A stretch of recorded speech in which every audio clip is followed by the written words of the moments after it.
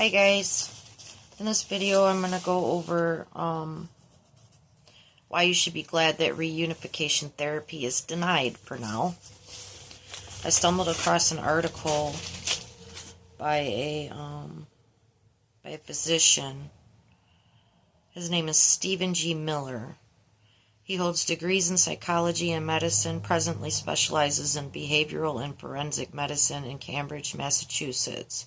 For 30 years, he was a clinical instructor in medicine at Harvard Medical School and presently does consulting work through the Massachusetts Medical Education Group, LLC. His medical interests include clinical reasoning and medical decision-making, and his professional focus includes parental alienation and other types of pathological alignment. So, in this article, he talks about 9 examples that point to the need for significant special expertise. This is really serious, you guys.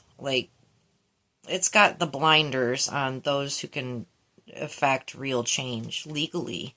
It's crazy. But he goes into depth about what parental alienation is and the effect on the children and the targeted parent. So number 1, alienating parents tend to present well, while targeted parents tend to present poorly. As a rule, alienating parents present with the 4 C's. They're cool, calm, charming, and convincing. That is because effective alienators tend to be master manipulators who are highly skilled at managing impressions, especially initial impressions. These traits are usually related to an underlying personality disorder, typically of the borderline, narcissistic, and/or sociopathic types. In contrast, targeted parents, which I am one of those, tend to present with the 4 A's. They are anxious, agitated, angry, and afraid. I can't figure out why. I haven't seen my kids in 8 years. But like I said in the previous video, the definition of insanity is repeating the same thing over and over again, expecting a different result. You got to do something different or it never changes. So, it was destroying me. So I'm deciding to flip it to a positive rather than a negative for several reasons. Coping reasons, healing reasons, all kinds of things. I'm actually inevitably hoping that through the process of this project, I'll be able to open the eyes of alienators, the ones that are not aware that they're doing it, and affect some change, emotional change, so that their kids can heal and their family can become intact, even if it's separated. You can still be an intact family and not be a full, whole unit. Parents can be separated and their kids be healthy and fine with it, so long as there's not a communication barrier. And this creates a huge communication barrier. Only by a lot, though. So anyways, back to what I was saying. In contrast, targeted parents tend to present with the 4 A's. They are anxious, agitated, angry, and afraid. That is because they are trauma victims. They're attempting to manage a horrific family crisis, usually without success. I haven't had any. Often while being attacked by professionals who fail to recognize the counterintuitive issues. Yes, that's absolutely true. I've had lots of evidence, begged professionals to please see and listen to my case. It's weird that they can't see it. It's crazy, actually. Usually, often being attacked by professionals who fail to recognize. Indeed, non-specialists often get these cases backwards. They conclude that the alienating parent is the more competent parent. That is likely to be a catastrophic error unless a judge or other more sophisticated observer recognizes and corrects it. Number 2. And like I said, there's 9 of these. So this is number 2. Clinicians who do not specialize in this area often mistake pathological enmeshment for healthy bonding. In this context, pathological enmeshment is a family dynamic in which a parent essentially engulfs a child, common in severe alienation and often seen in moderate cases as well. This entails a pathologically dependent parent who treats the child as a friend or companion rather than as a child. The enmeshed parent typically adultifies or parentifies the enmeshed child. Alternatively, the enmeshed parent may seek to keep the child dependent by infantilizing the child, i.e., treating the child as a younger than his or her age. Either way, the enmeshed parent treats the child in a way that is not age appropriate, and that puts the parent's need first. By definition, this involves severe boundary violations of the child by the parent to the point that the parent not only violates the child's boundaries, but erases them, obliterates them, a form of child abuse. Hart, Broussard, Baker, and Scheel, 2018. Enmeshment is very damaging to a child, and the damage is often permanent. Tragically, in cases of PA, professionals typically mistake pathological enmeshment for healthy bonding. From their perspective, the parent and the child are close. They're close. What they fail to appreciate is that parent and child are too close. Pathologically and dangerously close. Worse, they often opine that the parent and child have a healthy relationship and that the enmeshed parent displays great empathy for the child. In fact, enmeshment is anything but healthy. It is a potentially life-threatening psychiatric emergency. Similarly, pathological enmeshment does not indicate empathy. It represents a cascade of severe boundary violations and the extreme opposite of empathy. Can you see now why this is so important and so serious? Like, this has become a worldwide problem, you guys. This is not an isolated incident. My family dynamic is not the only one. There are thousands of people going through this right now. So if you've never heard of it, do your homework, because it's terrible. I haven't seen my kids in 8 years as a result of parental alienation. Okay, moving on. Number 3, even in the face of abuse, children rarely reject a parent unless there is a powerful alienating influence. When they do, the behavior of estranged children is markedly different than the behavior of alienated children. It is counter-instinctual for a child to reject a parent, since children will almost never do anything counter-instinctual unless they are induced to do so by a third party. Children will rarely reject a non-abusive parent. This conclusion is supported, among other things, by a large body of evidence from the foster care literature that shows that even maltreated children develop and maintain attachment relationships with their abusive parents. Baker, Cregan, Quinones, and Roselle, 2016. Therefore, evaluators and others need to understand that in the absence of abuse or very significant neglect by a rejected parent, and in the presence of multiple signs of alienation in the child, most cases of severe alignment are due to alienation, not estrangement. Moreover, in cases in which a child rejects a parent for legitimate reasons, not merely resists contact but openly rejects the parent, the estranged children do not resemble alienated children, except in very superficial ways.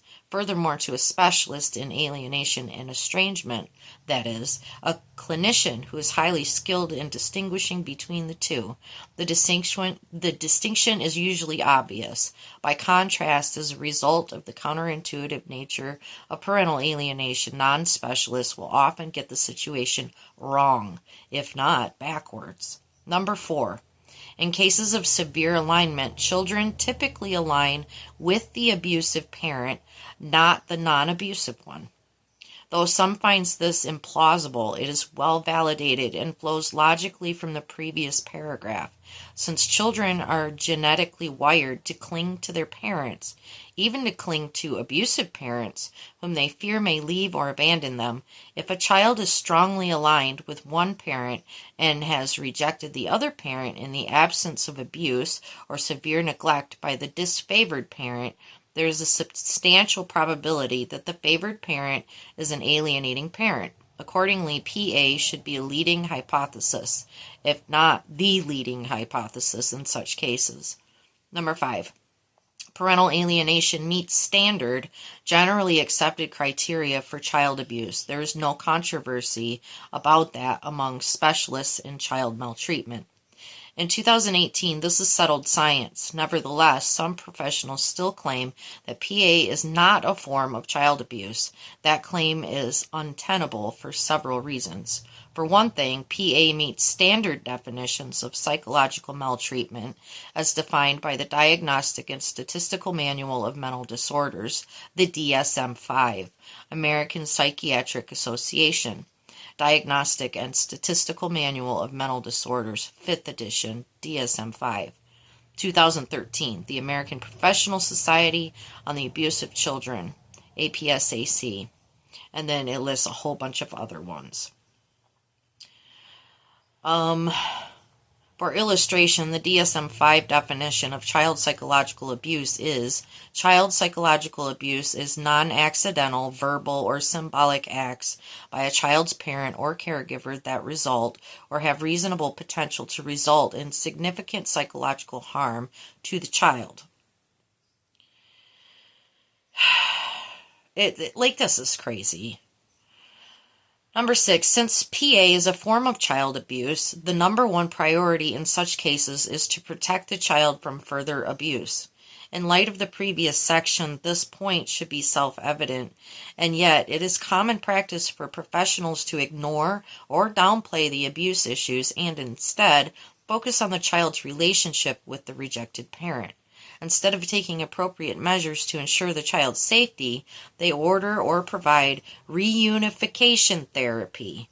This is problematic for many reasons, including the fact that in moderate or severe cases, like my own, traditional reunification therapy virtually never works and typically makes things much worse. Clower and Rivlin, 2013, Fiddler and Bala, 2010, Miller, Number 7, even when under court order, traditional therapies are of little, if any, benefit in regard to treating this form of child abuse. This section heading is taken verbatim from a seminal research study. Since the title itself is instructive, I will reproduce it here. Children Held Hostage: Identifying Brainwashed Children, Presenting a Case, and Crafting Solutions. This summarizes a study of 1,000 cases over more than 3 decades, published by the American Bar Association. Chapter 1 is entitled Brainwashing and Programming. Chapter 2 is entitled Brainwashing Techniques. Despite the author's findings that traditional therapies were of little, if any, benefit, despite the fact that other authors have reported similar findings, for citations, see the previous paragraph, and despite the fact that Dr. Richard Warshak, a highly regarded subspecialist, has called it a fallacy to believe that severely alienated children are best treated with traditional therapy techniques while living primarily with their favored parent, Warshak, 2015. It is common practice for courts to order such therapies and for clinicians to provide them. This is deeply troubling, to say the least. Why do clinicians continue to provide such therapies, and how do they justify such practices? In my experience, either they declare that the child is not alienated, often in the face of massive evidence to the contrary, or they claim that they are not providing traditional therapy, but rather family therapy. The problem is that traditional family therapy is precisely what studies have established does not work. In fact, effective therapies are radically different from anything that a non-specialist is likely to provide in an office setting. Number 8. Not only are traditional therapies of little, if any, benefit in regard to treating PA, but they usually make the situation worse, often catastrophically worse. One of the oldest heuristics in medicine is primum non nocere, Latin for first to do no harm. It would be difficult to find a more common yet egregious violation of this heuristic than an order for that amounts to traditional reunification therapy for PA. Not only are such therapies known to be ineffective, they are known to be potentially harmful.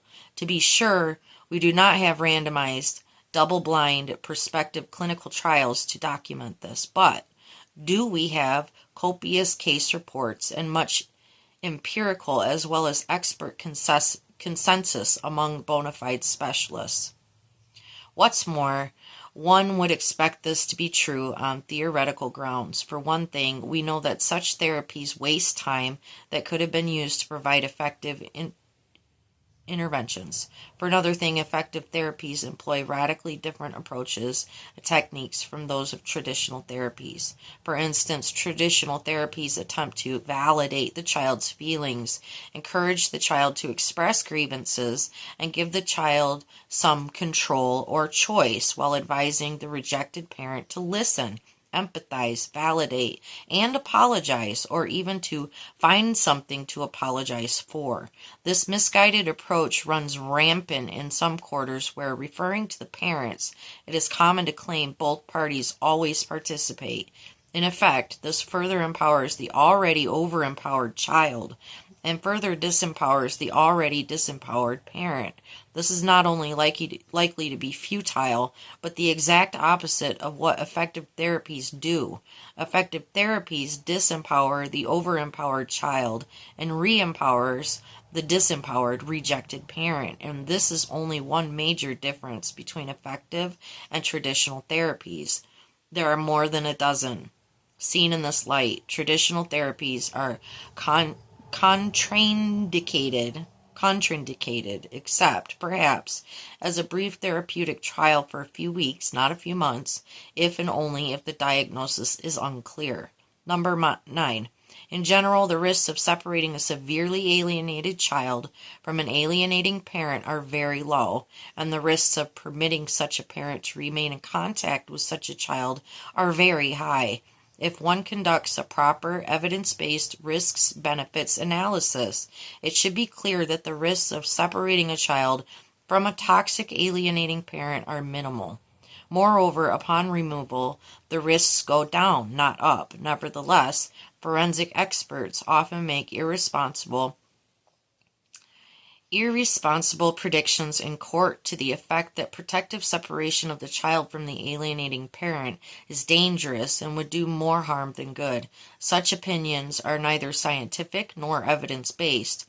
Warshak provides an excellent discussion of this point in the previously cited fallacy paper, pointing out that it is a fallacy that separating children from alienating parents is traumatic.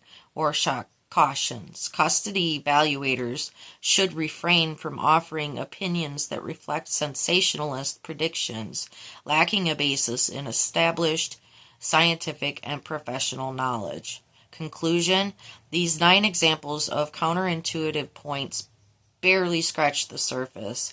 As previously noted, there are at least 20 more. Indeed, given the abysmal failure of traditional therapies or anything remotely like them for the treatment of PA, yet another counterintuitive point would be to understand that the vast majority of mental health professions lack the special expertise to accurately identify or properly manage parental alienation, since it is certainly not in a child's best interest for major life decisions, such as those related to custody, parental access, and child protection, to be made by those who lack adequate expertise, and since PA is exceedingly counterintuitive, it is absolutely essential for those who deal with PA to have a deep understanding of the counterintuitive issues. Those who attempt to manage such cases using intuition, even professional intuition, instead of a deep knowledge of the science, are likely to make catastrophic errors.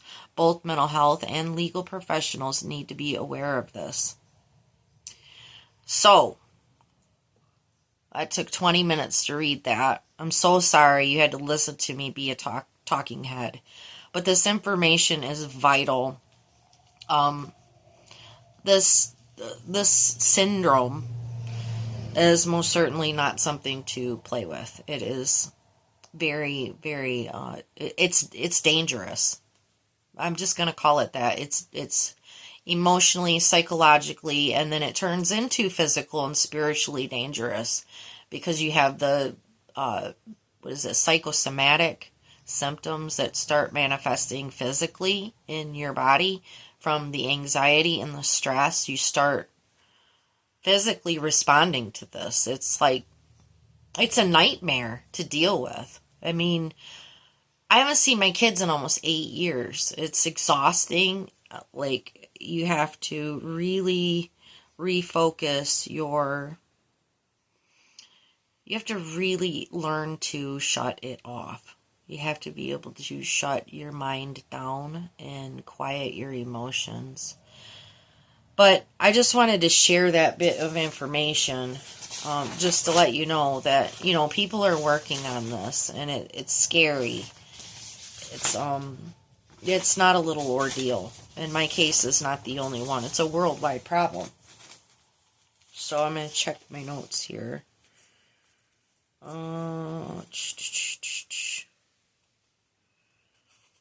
So basically, my kids have to divorce me, too. Like, I'm expendable.